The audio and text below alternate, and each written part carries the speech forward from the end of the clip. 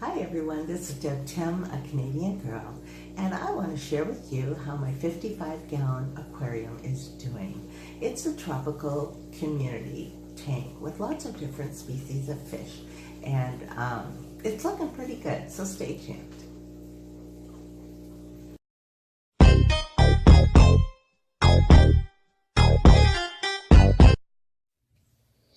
This is my 55-gallon tropical community aquarium. It looks different, doesn't it? This was my planted paradise.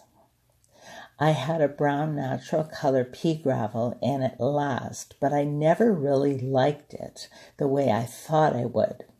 I have been wanting to change it out for a while now. If any of you have had the pleasure of changing your substrate, you can understand why I kept putting this off. It's a big job. Here's the new look. You know me in the preferred white sand. Let me share my process and why I do this from time to time. All surfaces in our aquariums are breeding grounds for bacteria. Substrate covers a huge portion of the tank, which would lead you to believe it's home to a healthy colony of live bacteria. Some believe substrate harbors a larger portion of the bacterial colonies living within your tank. In other words, substrate should not be touched or touched as little as possible for fear it may be detrimental to the aquarium's bacterial colonization. Those same people believe it's important to start a new tank using old tank water. Well, I'm here to tell you that dirty tank water is just that, dirty tank water, and of no use to a new setup. Healthy bacteria do not live in the water itself. Bacteria attaches itself to surfaces throughout your aquarium. Decor, plants, live or fake rocks, the glass, filter inputs and outputs, and every other surface you may have within your aquarium are targets for bacterial growth. Having so many viable places for your bacteria to flourish, substrate can be considered of little consequence. The majority of your healthy bacteria is living in your filtration system, sponge filters, and media that you provide for it. Changing your gravel will not affect your bacteria enough to cause any problem. To undertake this task, my first job is to begin draining the tank. As I begin, I fill a 5-gallon pail with tank water, as that is where my fish will go while I'm working on their aquarium. As the water lowers, I remove all decor, rocks, plants, and everything until there is nothing left but my fish. I scoop the fish up and put them in the 5-gallon pail that I filled with tank water to keep them safely out of my way. This is an invasive process and can be stressful to fish. I feel the best recourse is to remove them completely. I had to be careful as a couple nests of snails hatched, leaving many teeny tiny snails for me to remove.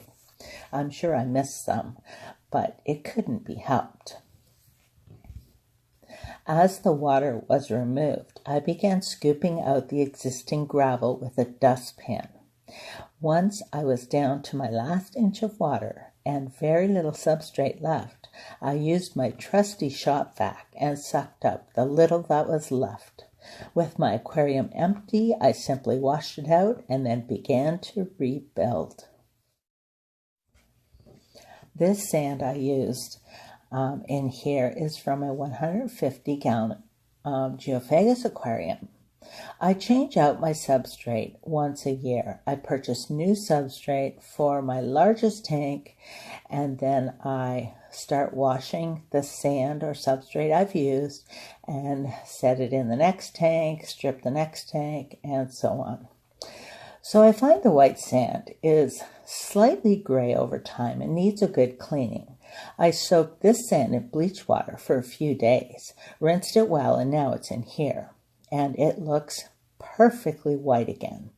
Because this tank is so much smaller, I have enough sand left over to change the substrate in Little Hump in the Parrot's aquarium.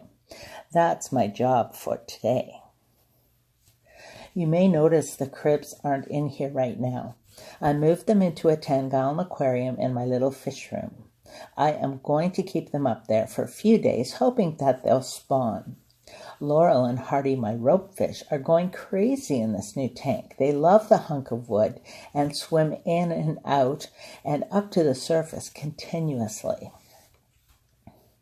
Of my 4 show tanks, this is the one I play with the most, changing scapes, substrate, and even residents. I do have other ideas for this tank, but for now I'm going to leave it like it is for a while.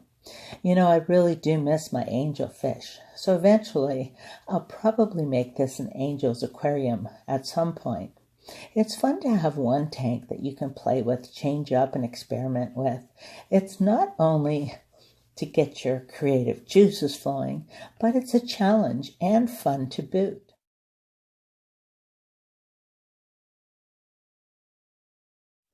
I do have other ideas like a brackish tank or maybe a puffer tank, but I do want to say one thing. A 55-gallon is an easy size to manage, but also allows you many options as it's just big enough to open a huge scope of possibilities.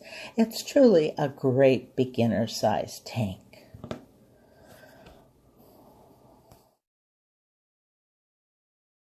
So until next time, this is Deb Tim signing out. Thanks so much for watching. I hope you're having a great day. I wish you a wonderful weekend, and I'll talk to you soon. Bye.